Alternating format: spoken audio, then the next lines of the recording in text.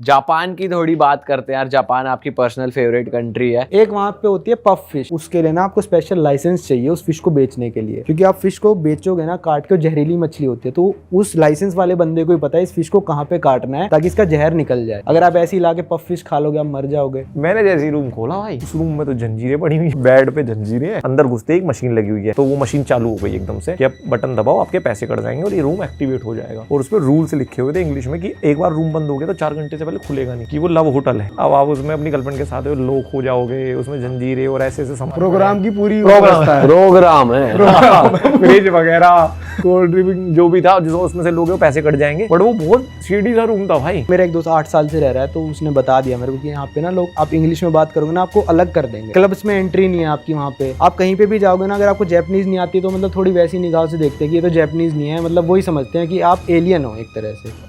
अच्छा भाई, आपने ऑफ कैमरा एक बात कही थी कि भाई जापान तो रोल्स रॉयस है और चाइना वॉनबी रोल्स रॉयस है। तो जब हमने चाइना की इतनी अच्छाई सुन ली और फिर भी ये सुन रहे कि ये वॉनबी रोल्स रॉयस है, तो फिर जापान कैसा लगा आपको? जापान के बारे में थोड़ी बताओ भाई। मैंने देखो ऑफ कैमरा ही आपसे एक बात कही थी कि क्लास जो होती है ना वो खरीदी नहीं जाती, वो क्लास बंदे में या तो होती है या बाय द टाइम उसके अंदर डेवलप होती है। अब ये इतना पेस से डेवलप किए हैं कि सोच के देखो 2008 में इनकी इकोनॉमी शायद हमारे बराबर थी आज जो हमारी अब है, 15 साल में ये कर गए। तो आप किसी को एकदम 10 करोड़ दे दो तो ऐसा नहीं हो 10 करोड़ वाला बंदा हो जाएगा, उसके अंदर छपरी गर्दी वाली रहेगी वो। तो जापान में आप जब जाते हो ना तो उनका हर टेक आप ये देखते हो कि इनकी लाइफ में इनबिल्ट है, ये इसको यूज करते हैं। मतलब कि कैफेज इसलिए रोबोटिक है क्योंकि बंदे कम है ना। तो जितना भी आप वहाँ टेक देखते हो, टॉयलेट्स वगैरह देखते हो, वो उनको यूज करते हैं। चाइना में आप जैसे देखते हो कि यार मॉल इतना बड़ा है, बिल्डिंग इतने बड़े झरने बनाए हैं, फिर बंदा जाता है उसमें हाथ धो दे रहा है। मैच नहीं कर रही ना चीज। आप कह रहे हो गुची अरमानी के शोरूम पे भीड़ है, वहीं बाहर अंकल टी शर्ट ऊपर करके ऐसे खड़े हैं तो इसलिए मैं कह रहा हूँ कि वो वॉनबी रोल्स रॉयस है, लोगों की वजह से कर रहे हैं। और इसमें मुझे नहीं लगता भाई कुछ गलत है, कि शायद ये भी उनका ग्रोथ का एक रीजन हो सकता है कि वो बदले नहीं, वो देसी हैं तो भाई वो देसी हैं, वो पैसा कमा रहे हैं। और जापान में on the other hand tech wise और इंफ्रा वाइज चाइना आ गया है, जापान आ गया है। भाई बराबर मान के चलो, या तो चाइना थोड़ा सा आगे मान के चलो अडेप्शन में, कि वो टेक वो अडेप्ट कर चुके हैं लाइफ में। आपको रियल लाइफ में दिखता है वो जापान में दिखता है, चाइना में आपको वो दिखता है शोकेस कर रहे हैं, बताते हैं कि हम ये कर सकते हैं। मतलब उनकी लाइफ में इतना नहीं दिखता है। और लोग सिमिलर हैं, मतलब दोनों के यहाँ बहुत डिफरेंस है। नॉर्थ इंडिया साउथ इंडिया, हम अभी हमारे अंदर भी सिमिलरिटी है, उनके अंदर नहीं है भाई नहीं मतलब वो मुझे पहली बार ऐसे किसी देश में जाके लगा कि यार चलो यार इनसे तो बढ़िया हम ही हैं। अच्छा, क्यों, ऐसा क्या था भाई वहाँ पे? चिड़चिड़े से हैं थोड़े, उनके बुड्ढे अच्छे हैं। अच्छा, जैसे हम एक बार बस पे चढ़ गए थे गलत, तो आंटी बैठ गई, अब उन्हें पता चल गया गलत चढ़ गए, तो आंटी बेचारी को इंग्लिश भी नहीं आती, ट्रांसलेटर भी समझ नहीं आ रहा है क्या डिवाइस ले रहे हैं। जो बूढ़े हैं उनको बहुत ही पीछे हैं, मतलब उनको मतलब नहीं है टेक वैक से, तो वो काफ़ी अच्छे हैं, फ्रेंडली, जैसे सीरीज में देखते हैं सारे चुपट गए क्या कहाँ फंस गए। बट जो यूथ है ना, नहीं वो नहीं है अच्छे। हाँ, वो थोड़ा सा रूड लगते हैं भाई मेरे को। तो मैंने कई जगह देखा कि मैं एग्जांपल दे देता हूँ, वहाँ पे जैसे हमारे यहाँ जोमेटो है, वहाँ पे एक ऐप है म्यूटेन कुछ करके, यार उनके नाम तो ऐसे ही रहते हैं, उनका येलो कलर का वो है भाई, उसका स्केल इतना बड़ा है, मान लो 5-10 जोमेटो के बराबर है वो, बहुत बड़ा स्केल है। 1-2 कॉफ़ी तो फ्री देता था मैं दिन की, यूँ पड़ी रहती थी, क्लेम कर लो, वो दुकान है वहाँ पे जाके ले लो, और बहुत ही तगड़ा स्केल। तो उस पर मैंने जिम पास देखा था, मैं क्या जिम कर लेते हैं कहीं, उसमें थे मैं बीजिंग के आसपास, तो मैंने जिम पास लिया और मैं 1.5-2 किलोमीटर था, मैंने यार पैदल कर चलते हुए चले जाते हैं, वॉक भी हो जाएगी। मैं जिम में गया, अब मैं एलीपे से पेमेंट कर सकता हूँ वहाँ पे, तो वो बंदा कहने लगा कि कैश चाहिए, तो मैंने बोला कैश नहीं भाई, मैं एलीपे मैं कहाँ से कैश लाऊंगा, और कैश वैसे भी तुम्हारे देश में चलता नहीं, तो कह रहा वीचैट से कर दो, और वीचैट हम कर नहीं सकते, उसमें लोकल सिटीजन की गारंटी चाहिए होती है। तो ऑल चाइनीज़ पूरे दिन या हर चीज़ वीचैट से करते हैं, हम टूरिस्ट के लिए अलीपे बनाया हुआ है। और अलीपे क्या बढ़िया ऐप है, आप किसी शॉप पे जाओगे तो उसका एक QR होगा, उसको स्कैन करोगे, वो उसकी पूरी मेन्यू आपकी भाषा में कन्वर्ट कर देगा। लेकिन कॉफ़ी हो कुछ हो, वरना सब चाइनीज़ में रहता है, बट वो मेन्यू कन्वर्ट कर देता है और वहाँ से ऑर्डर करके आप पिकअप भी कर सकते हो। तो मैंने उसको बोला मैं अलीपे से कर देता हूँ, तो क्या नहीं वीचैट ऐसा। मैं बोला यार अब मैं क्या कर सकता हूँ, तो उसने बोला ये पास तो नहीं काम करेगा, आपका पास अवेल तभी हो सकता है जब आपके पास वीचैट होगा। मैं ठीक है यार, अब 2 किलोमीटर आए, क्या करें, मैं चल दिया। फिर मैंने वहाँ देखा बोर्ड लगा हुआ था, और ये बात भी एक बंदा आया था अंदर से, उसने ये बात कही, वो अली पे से लेने वाला था मेरा, पता नहीं क्या बात हुई उनकी, उसने मना कर दिया। अब फिर मैंने बोर्ड पे देखा, उसमें घंटे के हिसाब से टाइम लिखा हुआ था कि 1 घंटे का इतना, 2 घंटे का इतना। तो मैंने बोला यार ठीक है, मैं ये कर लेता हूँ, मुझे पास अवेल नहीं करना म्यूटेन वाला, मैं अब फ्रंट पे कर देता हूँ अली पे से। तो उसने कहा हाँ ठीक है ये कर दो। तो मैं उसको बस पेमेंट करने वाला था, फिर वो बंदा अंदर से भाग के आया और उसने उसको कुछ बोला। फिर उसने मुझे मना कर दिया कि नहीं आप वीचैट से ही करो, क्योंकि उसको पता था कि मेरे वीचैट नहीं है। अब शायद इंटेंशनली उसने मुझे जिम में एक्सेस नहीं दिया, क्या था वो मुझे नहीं पता, बट वहाँ के थोड़े से यूथ तो ये यार तो गलत बात है इनकी। हाँ, थोड़ी अजीब लगा वो, वही चीज़ लगी थी बस, और तो। और आप बता रहे थे कॉमन वॉशरूम भी है, होते हैं वहाँ पे, जहाँ पे लोग आपस में वैसे नहाते हैं, सब दिख रहा होता वो है। जापान में होते हैं अच्छा, वो जापान का है। ऑनसेन, जिसमें नंगे नहाते हैं। क्या हुआ था वहाँ पे एक्सपीरियंस आपका? जापान के ऑनसेन का, जापान में मैं था उसमें, एक फूजी, माउंट फूजी के आसपास एक गांव है, एक तो मेन वाला है, एक दूसरा है थोड़ा दूर है, वहाँ पर था मैं। तो भाई जब मुझे नहीं ऐसी नहीं, ये माउंट फूजी के आसपास नहीं, ये टोक्यो की बात है। टोक्यो में मैं एक हॉस्टल में रुका हुआ था। तो जब मैं पहली बारी भाई हॉस्टल में चेक इन किया, पहले तो हम सुबह फंस गए लव होटल में। वो क्या होता है भाई? अब हमें नहीं पता था भाई ये होता क्या सिस्टम है। वहाँ एक तो सबसे गलत बात है, 3 बजे चेक इन होता है भाई दिन में। मेरी फ्लाइट 2-2:30 बजे आई थी सुबह, मेट्रो चलती है सुबह 5 बजे। तो पहले तो हमने 3 घंटे वेट किया कि मेट्रो चलेगी भाई तब जाएंगे। 8-10 हज़ार ऊबर दिखा रही है, क्यों खर्च करना है, हम तो भाई ट्रैवलर है, जितना पैसा बचेगा बचाएंगे। हम पहुँचे मेट्रो लेके हॉस्टल में, 7 बजे हम पहुँच गए थे। अब भाई और 12 घंटे का ले ओवर था मेरा वियतनाम में। तो मेरे को तकरीबन 24 घंटे से भी ज़्यादा हो चुके थे चले हुए, और मैं पूरा ऐसे नींद में था कि अब तो बस पैसे ले लो, मैं सोऊंगा। मैं हॉस्टल में पहुंचा, उसने बोला भाई 3 बजे चेक इन है तुम्हारा। मैंने यार 3 बजे तो नहीं रुका जाएगा, 7 बजे नहीं, मैं तो बेहोश हो जाऊंगा, और फिर पूरा दिन खराब है, 3 बजे सोऊंगा तो उठूंगा कैसे। मैंने बोला एक काम कर, मैं तुझको पैसे देता हूँ और तू मेरा रूम दे दे। कहता नहीं। भाई मना ही कर दिया, और मुझे लग रहा मैं इसको समझा नहीं पा रहा हूँ। मैंने बोला मैं तेरे को आज का भी पैसे देता हूँ, 5,000 है ना तेरे, पर मुझे रूम दे दे। कहता नहीं 3 बजे ही दूंगा। 3 बजे ही दूंगा। मैं यार ये बात तेरी समझ नहीं आ रही। ठीक है, मैंने लगेज रखा, मैं चल दिया, मैं गली में ढूंढता हूँ कोई। तो यार वहाँ पे ना एक होटल था वो लाल सा, तो मैं तो यही देख रहा था रूम्स अवेलेबल। अब उसमें मैं गया तो वहाँ पे क्या था कि वहाँ बटन लगे हुए थे, 401, 402, 403, और उनकी फ़ोटो लगी हुई थी और वो नीचे बटन थे।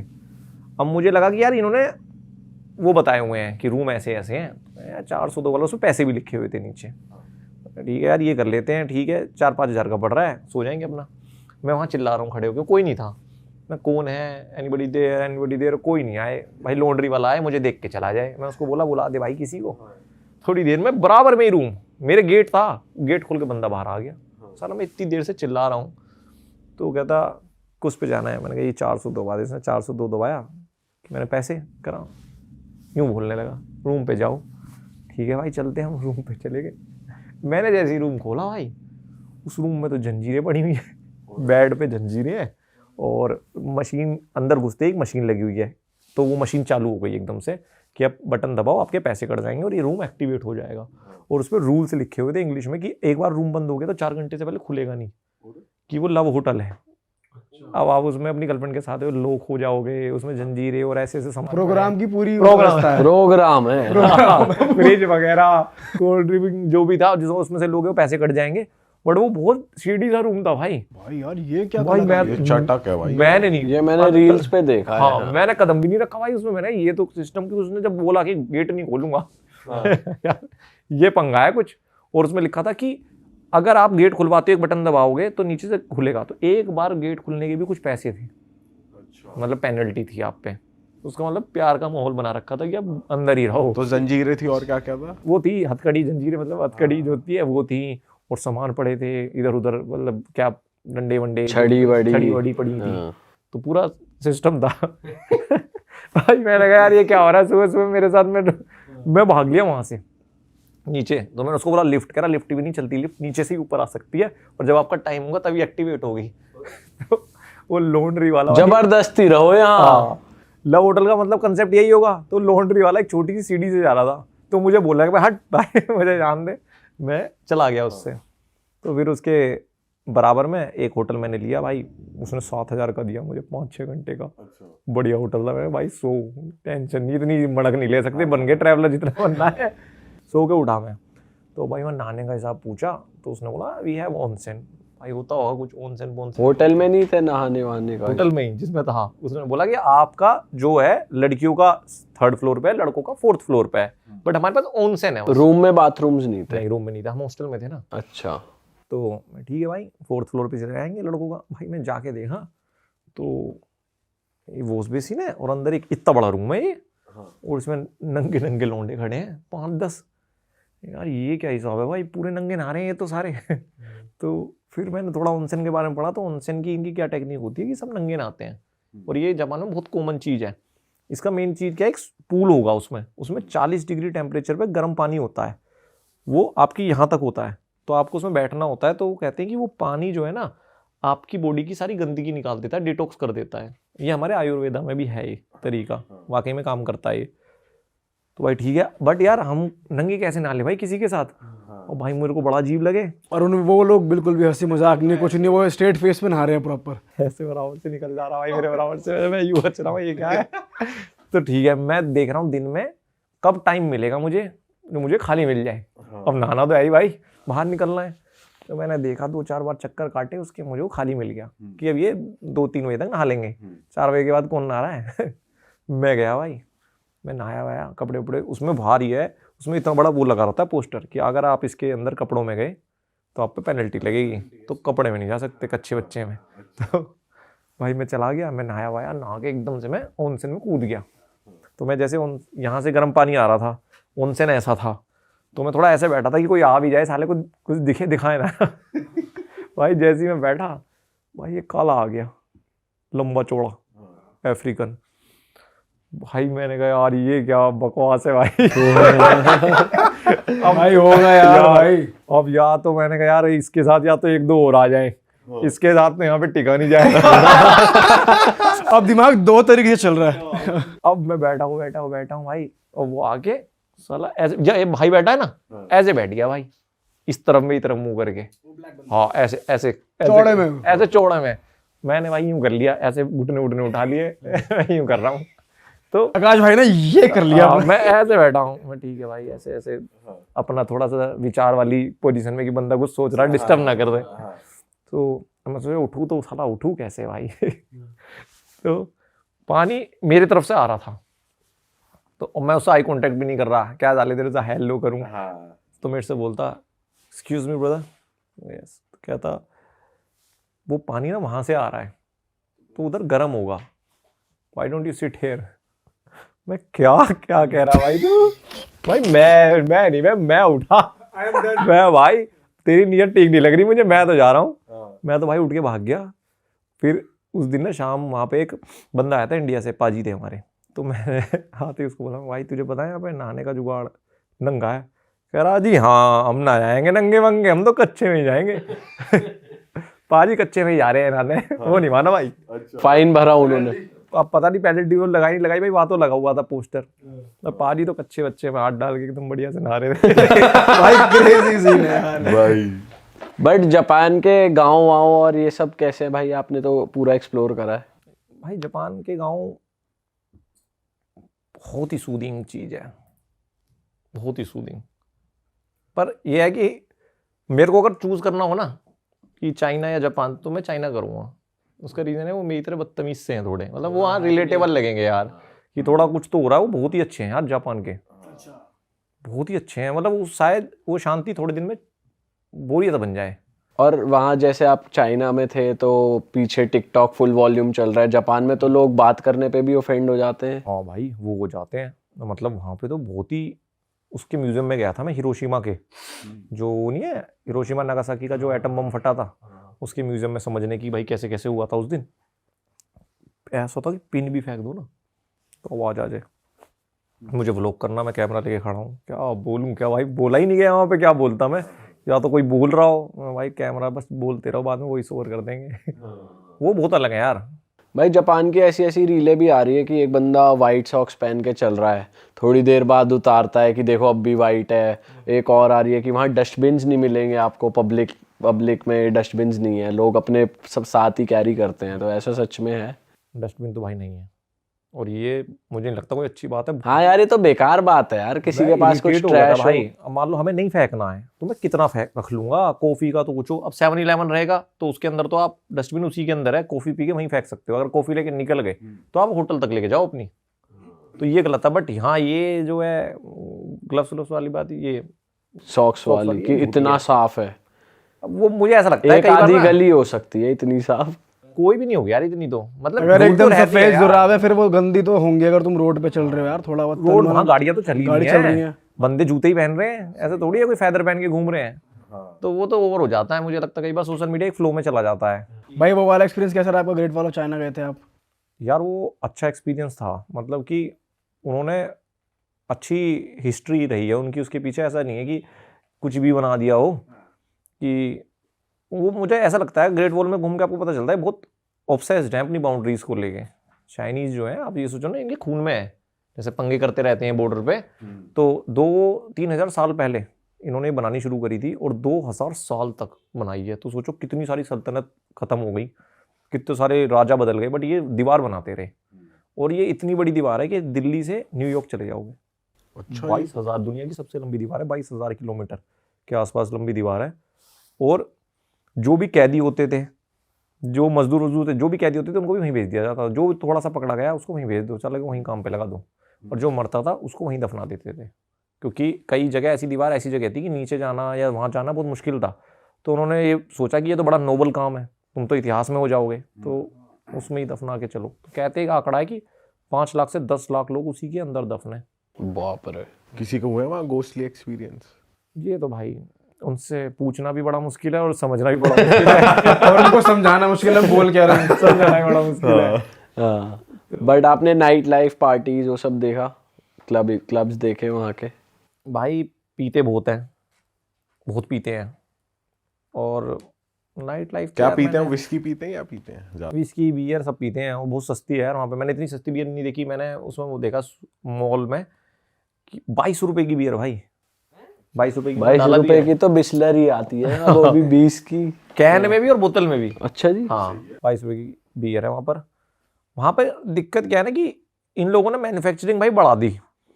ये ना मैन्युफैक्चरिंग पे इतना फोकस हो गए कि एक रूल के बारे में बताता हूँ कि इनका जो ये ग्रोथ है उसका पीछे मेन रीज़न क्या है। इन्होंने क्या हैक निकाला, 1992 में इन्होंने एक रूल निकाला था कि अभी हमारे यहाँ क्या होता है, जैसे कोई फैक्ट्री लगाता है तो उसका जो टैक्स है एक हिस्सा सेंट्रल गवर्नमेंट पे जाता है और कुछ हिस्सा जाता है स्टेट गवर्नमेंट पे। वो भी अब जीएसटी के बाद जाने लगा शायद, है ना। इन्होंने क्या रूल निकाला, जो इंडस्ट्रियल टैक्स होगा वो उस पर प्योर इसका हक होगा, स्टेट का। समझ रहे हो?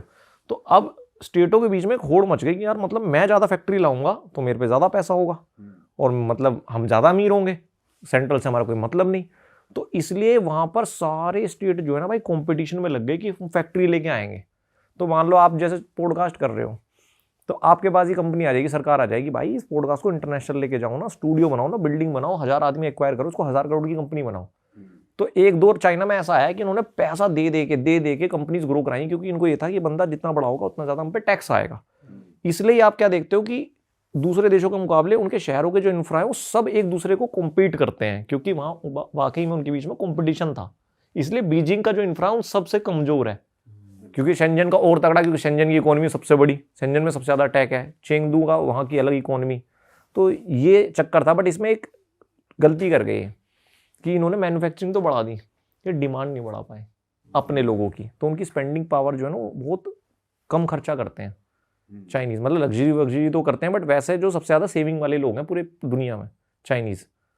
तो ये लोग क्या है, अब अगर इनके मॉल्स में जाओगे तो 100 येन का कूपन, 300 येन का कूपन, मतलब ये क्रेडिट कार्ड वाला तो बहुत कम है वहाँ पे चक्कर। तो ये लोगों को ऐसे वो देते हैं पर्क्स की, खर्च करो दबा। अब वो आदत डलवा रहे हैं, क्योंकि अब देखो ना उनको अपना इतना ज़्यादा मैन्युफैक्चरिंग हो चुकी है कि हमें देखना पड़ता है इंडिया की तरफ, भाई अफ्रीका की तरफ, अमेरिका की तरफ, यूरोप की तरफ।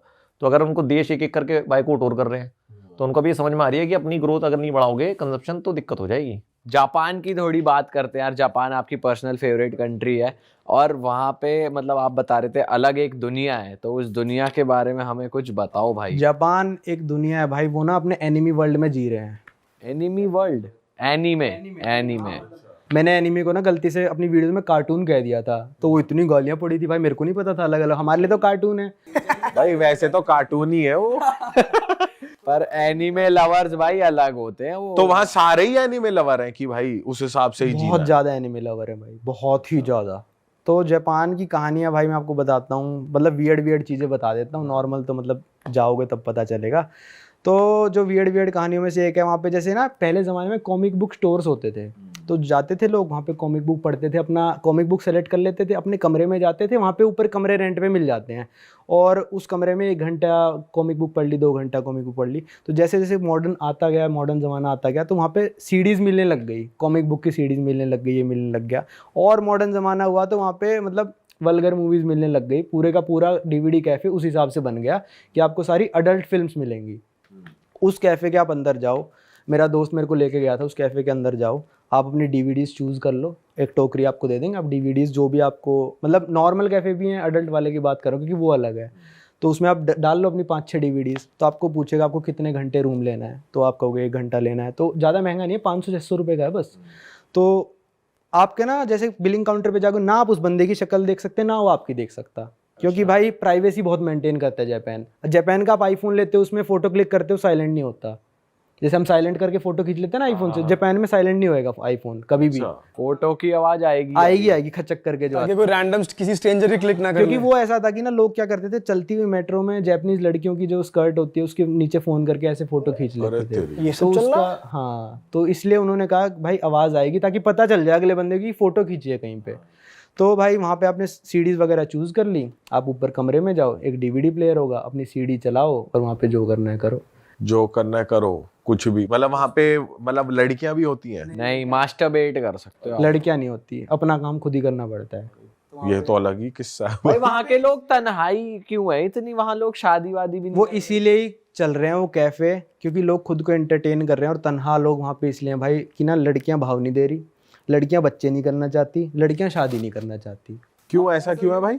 पता नहीं यार, उनका कल्चर ऐसे बनता जा रहा है अब धीरे धीरे भाई, हर जगह ये हो रहा है। इंडिया में पहले 20 की शादी हो जाती थी, आज 25 में भी लड़का कहता है नहीं भाई अभी नहीं करनी, अभी 30 में कहेगा थोड़े दिन पर इतना भी नहीं है ना कि भाई की शादियां ही नहीं हो रही, हो तो रही है फिर भी मतलब बात डिले हो रहा है ना, धीरे धीरे क्या पता हमारा भी देश जापान जैसा बन जाए। तो इसलिए वहाँ पे लोग ऐसे कर रहे हैं कि अपना एंटरटेनमेंट करने के लिए वो सब कैफेज में जाते हैं, क्योंकि वहाँ पे ना गर्लफ्रेंड भी रेंट पे मिलती है जापान में। अच्छा, आप एक गर्लफ्रेंड रेंट पे ले सकते हो, साइट्स हैं, बाकायदा साइट्स हैं, लड़की चूज करो, जो जो आपको सर्विसेज चाहिए उस हिसाब से करो।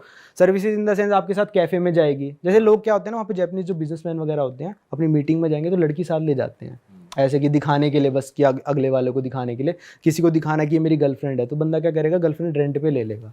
अच्छा। उस लड़की घुमाएगा एक दिन, जो मतलब जितना वो पे करेगा। क्या दाम है भाई, कितने में लड़की ऐसे रेंट पे मिल जाती है गर्लफ्रेंड? यार वहाँ पे शायद 30 से 40 हज़ार येन से शुरू हो जाता है, मतलब 20-30 हज़ार इंडियन रुपीज से आपके साथ एक दिन के लिए रहेगी। वो डिपेंड करता है आप क्या उससे डिमांड करते हो, कि मेरे साथ ये करेगी, तू मेरे साथ रेस्टोरेंट में जाएगी, खाना खाएगी, रात तक रहेगी, दिन में रहेगी, कितने दिनों के लिए।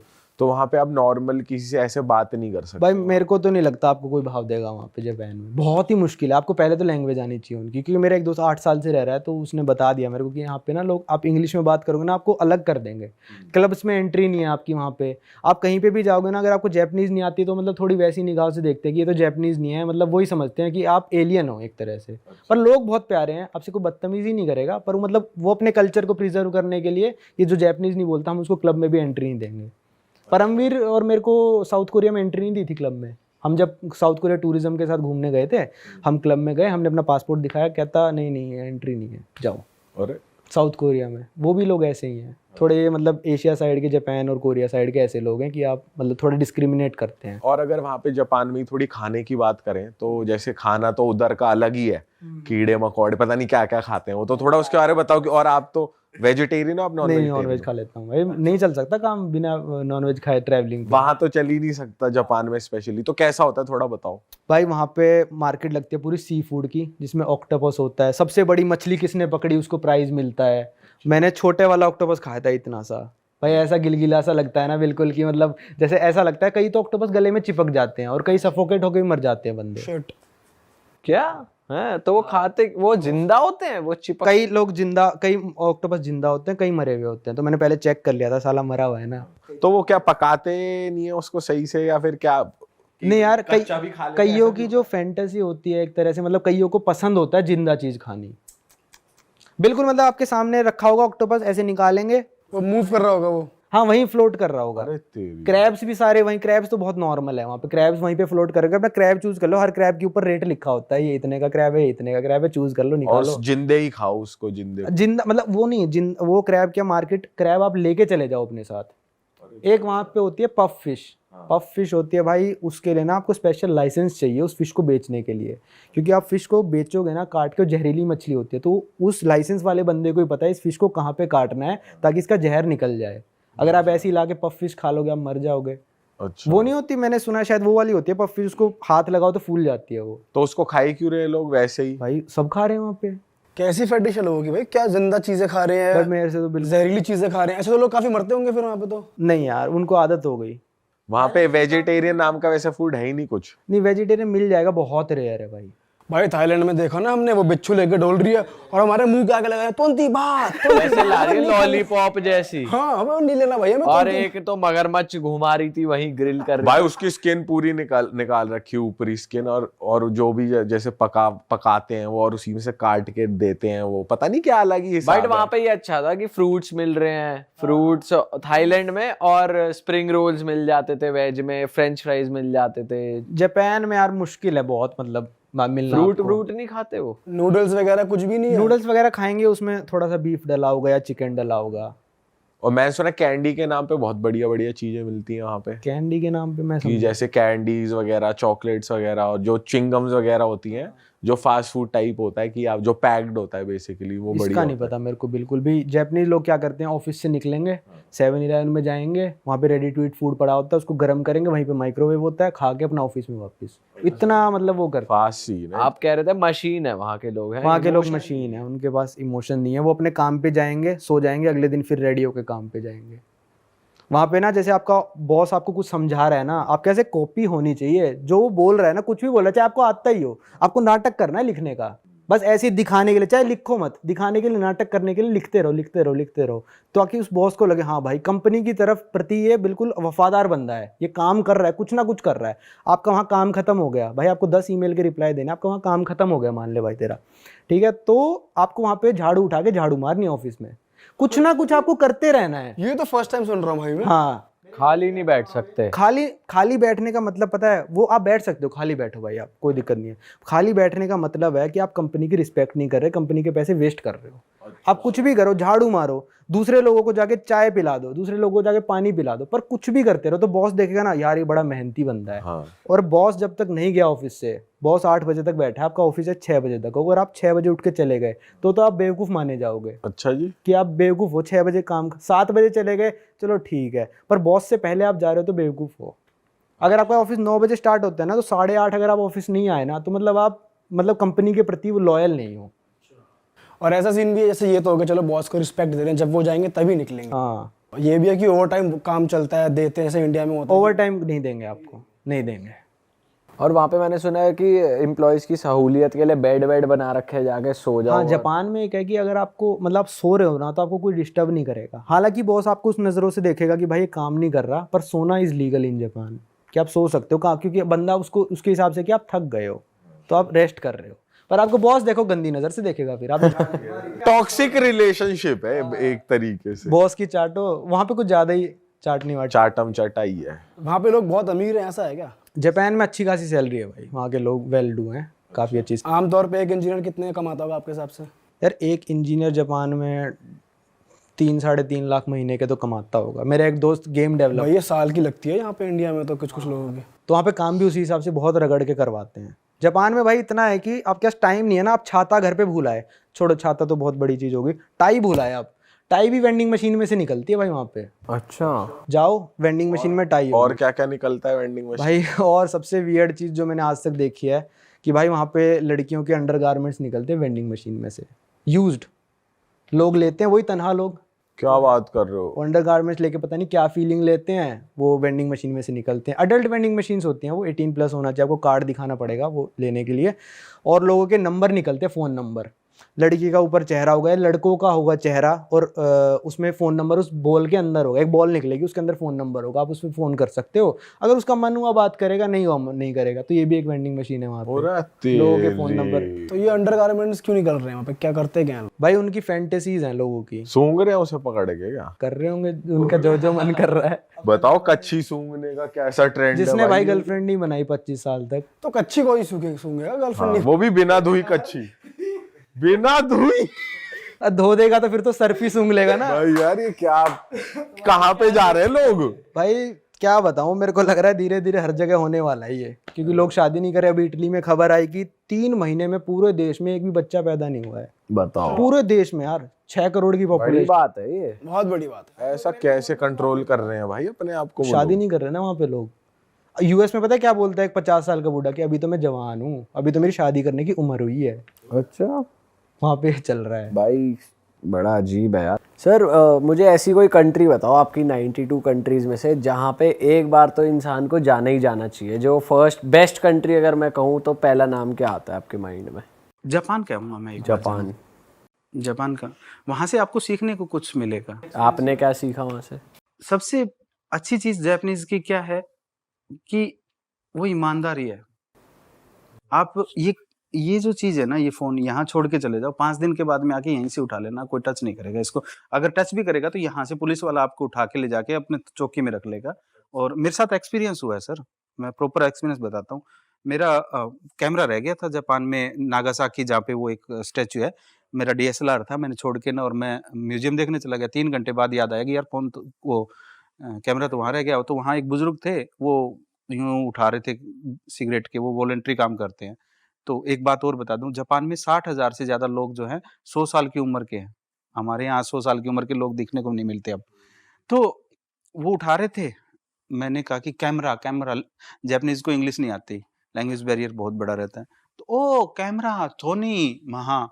तो वो जो मतलब जैसे आप अपने ताजमहल पे फ़ोटोग्राफ़र नहीं होते, जो वही 50 के 10 वाले, तो वो फ़ोटोग्राफ़र को बुला के लाया। वो फ़ोटोग्राफ़र आया कि हाँ, आपका कैमरा था? हाँ, था। बोले पुलिस वालों को पहुँचा दिया हमने, यहाँ पे साथ में चौकी है 1 किलोमीटर। मैं यार, मैं तो जानता नहीं हूँ। Okay, let's come with me. वो मेरे आगे-आगे गया, मैं गया, जाके देखा, मैंने कैमरा लिया।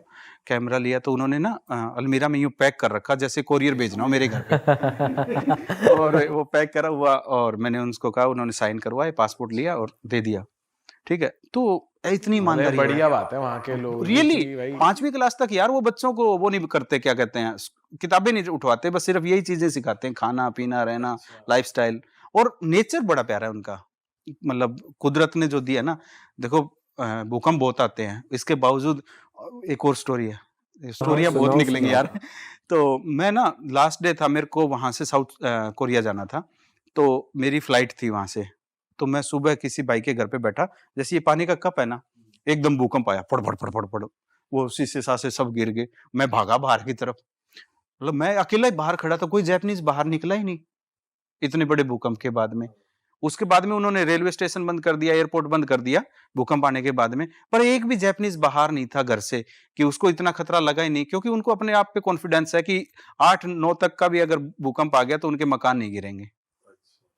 तो ये उनकी कैपेबिलिटी है, ये उनकी चीज है जो उनको दुनिया से अलग बनाती है। तो जापान की थोड़ी बात करते हैं भाई, बड़ी यूनिक बातें बताइए आपने, वहाँ के रूल्स और होटल चेक इन और हॉस्टल्स की थोड़ी बताओ हमारी यार audience। मेरा फर्स्ट टाइम था जब मैं जापान गया, तो मेरी 21वीं कंट्री थी जापान की। तो मतलब एक होता ना, जब जहाँ से हम उठकर आए, जापान हमारे लिए एक ड्रीम हुआ करता था। एक तो वीज़ा नहीं आसानी से नहीं मिला, तो जब मैं जापान गया तो एग्जैक्टली मैंने 3 दिन के लिए हॉस्टल किया। तो 2 चीज़ देखी मैंने हॉस्टल में।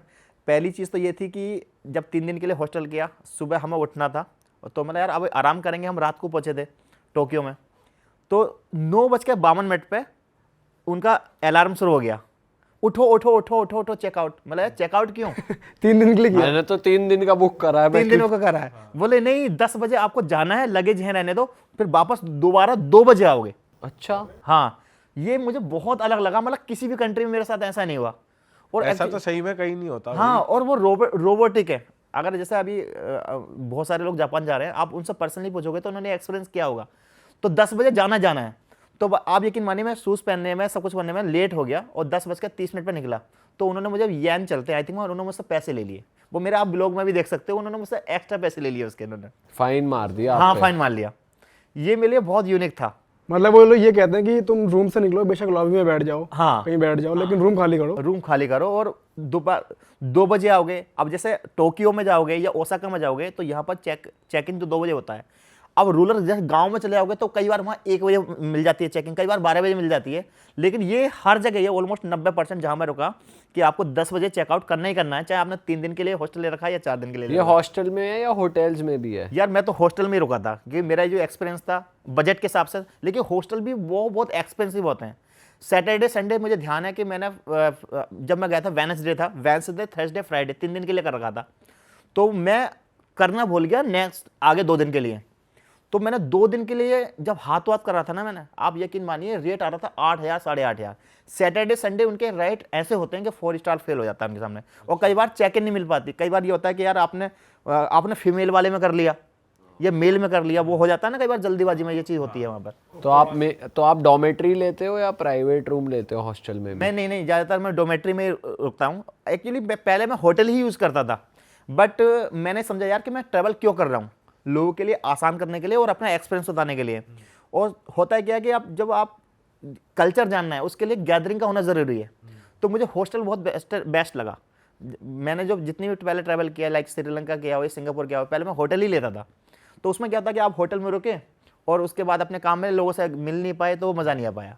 तो वैसे कुछ उधर हॉस्टल में कुछ रिस्ट्रिक्शन वगैरह होती हैं? जैसे यूरोप के तो बड़े खुले मिजाज के होती है अरे हॉस्टल वगैरह। बहुत ज़्यादा भाई। वहाँ पर सबसे बड़ी जो चीज़ मैंने ये देखी कि मैं आपको एक बताता हूँ, जब नहाने का नंबर आया ऑलमोस्ट 90% तो लोग नाइट में नहाते हैं, दिन में नहाते ही नहीं है वो लोग। ये चीज़ मैंने वहाँ पर देखी, वो लोग नहाकर ही सोते हैं ऑलमोस्ट। कुछ लोग तो डबल नहाते हैं, नहाते रहते हैं।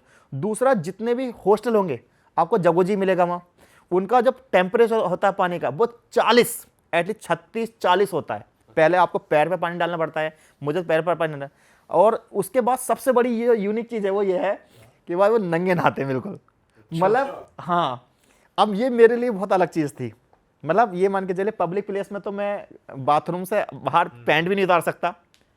पैंट छोड़ो, वहाँ आपको अंडरवेयर उतारना पड़ेगा। अच्छा, और अगर पहन के नहाओगे तो फाइन। और नहीं, आपको मतलब नहाने नहीं देंगे वो लोग। फाइन, अगर चड्डी पहन के जा रहे हो तो फाइन है अंदर। फाइन है, फाइन है। अरे और ऐसे कोई प्राइवेट वॉशरूम्स भी नहीं है कि तुम अकेले कहीं कर लो? नहीं, हॉस्टल में तो जब मैं 6 जगह रुका, ओसाका रुका, हिरोशिमा रुका मैं, उसके बाद तुम्हारे की टोक्यो रुका, मतलब 6 जगह रुका। 2-3 जगह नाम ध्यान नहीं आ रहा, लेकिन सब जगह ये रूल था। और लोग रिलेट कर पाएंगे इस चीज़ को, क्योंकि बहुत लोगों के मैसेज आ रहे थे कि भाई क्या एक्सपीरियंस रहा। मतलब भाई पहले दिन तो मुझसे अंडरवेयर उतर ही नहीं रहा था, डर लग रहा था कि यार ये हो क्या रहा है। तो भाई आपने हर दिन फाइन दिया, फिर आपने किस दिन अपना अंडरवेयर उतारा? नहीं भाई, मैंने फाइन नहीं दिया, क्योंकि पहले दिन तो हिम्मत नहीं पड़ रही थी। तो मैंने टॉवल ली, तो टॉवल मैंने आगे रख ली, और टॉवल भी वो छोटी छोटी होती है उनकी। और मैंने देखा यार वहाँ चाइना के लोग थे, 12-15 लोग थे इस तरह। और मतलब एक अच्छी चीज़ की वो किसी को नोटिस नहीं कर रहे थे। कोई और कंट्री के भी थे? हाँ, तो उन्हें कोई दिक्कत नहीं हो रही थी? सब लोग थे यार ऐसे। और मतलब सबसे बड़ी चीज़ की थी, थोड़ा एम्बेरस फील नहीं हो रहा था कि जैसे नोटिस वगैरह नहीं कर रहे थे। हाँ। ये चीज़ अच्छी थी। तो पहले दिन तो हुआ, लेकिन दूसरे तीसरे दिन आदत पड़ गई। तो 3 चीज़ थी। एक तो आप ग्रुप में नहाओगे, जैसे लड़का है तो वो बिल्कुल नेक्ड होगा, और सेम गोज टू गर्ल्स के साथ भी है, जो गर्ल्स का सेक्शन है वो उनका होगा, पहली चीज़। दूसरी चीज़, वहाँ पे कैमरे भी लग रहे हैं। और एक चीज़ देखी मैंने कि ये बाथरूम में आपका पूरा सेक्शन बहुत बड़ा होता है, जगूजी लगा हुआ होता है, एटलीस्ट बहुत बड़ा होता है। उसकी बराबर में अगर आप स्पा लेना चाहो तो स्पा भी होता है, और ज़्यादा कुछ आड़ होती नहीं है। और वहाँ पर लेडी बैठी हुई होती है, ये चीज़। हाँ, लेडी बैठी हुई है। मतलब वहाँ जाकर मुझे ये लगा यार कि जैसे इंडिया में से MMS बोलते हैं, ये तो बाथरूम के अंदर कैमरा लगा रखा है, सभी रिकॉर्ड। MS बोलते हैं। बट यार मुझे ये लगता है कि यार वो लोग ना इतना ऊपर जा चुके हैं कि उस चीज से ऊपर उठ गए। हाँ, जजमेंटल कोई नहीं है वो रिकॉर्ड कर रहा है तो होन दो रिकॉर्ड। उन्हें लगता है कि यार इस चीज़ को मैं रिलेट करूंगा। आपको ध्यान होगा कि एक बंदे का, अभी एक लड़की का रेप हुआ था इंडिया के अंदर, ठीक है, जो बाहर की ट्रैवलर थी वो, तो उसका रेप हुआ था। तो मैंने चीज़ देखा कि ये चीज़ गलत बात है, और इंडिया के लोगों ने इसके खिलाफ आवाज़ उठाई। लेकिन वो लड़की यहाँ से तीसरे दिन जब वो होश में आई तो उसने एक स्टेटमेंट दी थी कि इसमें मेरी क्या गलती है। उसका कॉन्फिडेंस देख रहे हो, मेरी क्या गलती, मेरे साथ बुरा हुआ है तो मैं दुख जाहिर क्यों करूं। और उसके बाद वो कुछ दिन बाद इंडिया से चली गई। मतलब मैं ये देखता हूँ कि अगर ये चीज़ इधर हो जाती तो शायद लड़की सुसाइड कर लेती, ये लोग उसे मार देते तान करके। बट वो इतने हैं कि यार इसमें मेरी गलती थोड़ी है, मेरे साथ तो हुआ है ना ऐसा। ये चीज़ मैंने देखी है भाई। भाई जापान ओवरऑल कंट्री कैसी है, वहाँ लोगों को जाना चाहिए? बहुत जाना चाहिए यार। मेरी सबसे ज़्यादा हाइप वाली कंट्री वही थी और लोगों ने पसंद किया। एक तो वहाँ के लोग बहुत इनोसेंट है, बहुत ज़्यादा इनोसेंट, पहले नंबर पर उन्हें रखूँगा मैं। दूसरा मैंने ये चीज़ देखी भाई वहाँ पर उनकी टेक्नोलॉजी। जो लोग कहते हैं ना कि अक्सर मीम से देखे होंगे आपने, रियल देखे होंगे यार 32 सेकंड ट्रेन रुक गई और माफ़ी मांग ली, वो रियल बात है, वो रियल बात है। मतलब इतना शोर नहीं होगा, हर चीज़ टाइम पे बिल्कुल। और मतलब मैं किसी कंट्री को रिपीट करना चाहूँगा ना, वो जापान है। मतलब उनकी ये मन के देखिए कि वो लोगों को बहुत ख्याल रखते हैं। जब हम कहते हैं ना कि हमने बहुत सारी वीडियो बनाई थी, मैंने कहा था 2070 में वो है, वो चल रहा है, इतना आगे चल रहा है। तो एक्चुअली वो तो चल नहीं रहा है, या तो ये मान लो कि हम पीछे हैं या फिर वो वाकई में इतना आगे है। और क्या वेयर्ड हो रहा है जापान में? जैसे आपने वो चड्डी वाली बात बताई, और क्या क्या वेयर्ड हो रहा है? यार एक तो यही चीज़ देखी मैंने वहाँ पर, एक रेंटेड गर्लफ्रेंड वाला तो आपको पता ही होगा। वहाँ पर जब टोक्यो गया तो यार मेरे लिए बहुत नई चीज़ थी ये। तो वहाँ पर दो चीज़, इसमें एक स्कैम भी कह सकते हो, एक रेंटेड गर्लफ्रेंड। तो टोक्यो में जो लाइन लगी हुई है, इधर भी लड़कियाँ हैं, इधर भी लड़कियाँ हैं, और वहाँ पर लड़कियाँ आप रेंट हायर कर सकते हो गर्लफ्रेंड के लिए, ठीक है। और उनका जो प्राइस होता है लाइक 5,000 से स्टार्ट होता है, वो 25,000, 30,000, 35,000, 40,000 तक चल जाता है। ये मंथली बता रहे हो आप? नहीं, पर डे का। अच्छा, पर डे। पर डे का। दूसरी चीज आप लड़की नहीं कर सकते हो, आप लड़का वहाँ बॉयफ्रेंड भी हायर कर सकते हो आप। अच्छा, हाँ, ये भी है। हाँ, और अभी बॉयफ्रेंड कितने का मिल रहा है? वो भी वही सेम जरूरत ही नहीं पड़ी पूछने की, लेकिन है लाइन में सारे लोग खड़े हुए हैं। लड़की पूछा, लड़का नहीं पूछा, देखो मैंने। हाँ हाँ। और वहाँ पर मैंने ये चीज़ देखी कि जब मैं गहराई में गया तो वहाँ पे जो बहुत सारे कैफ़े थे ना, वो एक्चुअली कुछ लड़कियाँ उन्हीं की होती हैं। मतलब वो लड़कियाँ बैठा देते हैं, उनका एक तरीका है, इसे स्कैम भी कह सकते हो या उनका तरीका कह सकते हो। और वो लोग क्या करते हैं कि लड़की से कस्टमर को बुलाते हैं और वो वाइन पिलाते हैं, और वो बहुत महंगी होती है। एग्जैक्टली वो अपने स्नैक्स बेच रहे हैं उस लड़कियों के सहारे। और जो ये लड़की होती है ना, जो गर्लफ्रेंड होती हैं, इनकी भी ऐसा नहीं है कि आप डेट कर रहे हो तो आप बहुत कुछ कर सकते हो, ऐसा कुछ है नहीं। मतलब लिमिटेड सर्विसेज है। हाँ हाँ हाँ, आप केवल हक कर सकते हो। फोटो भी आप हर एंगल से नहीं ले सकते, जिसमें वो कंफर्टेबल है। अगर इफ से कंफर्टेबल तो आप फोटो ले सकते हो। और ये है, वीडियोस भी ज़्यादा नहीं बना सकते आप। आपने या आपके किसी दोस्त ने कोई गर्लफ्रेंड हायर की थी? यार मैंने नहीं की, लेकिन बहुत सारे यूट्यूबर्स हैं जिन्होंने की। एग्जैक्टली मेरा तो ज़रूरत ही नहीं पड़ी, कंटेंट इस तरह का नहीं है, बट ये मैंने खुद देखा है पर्सनल। हाँ,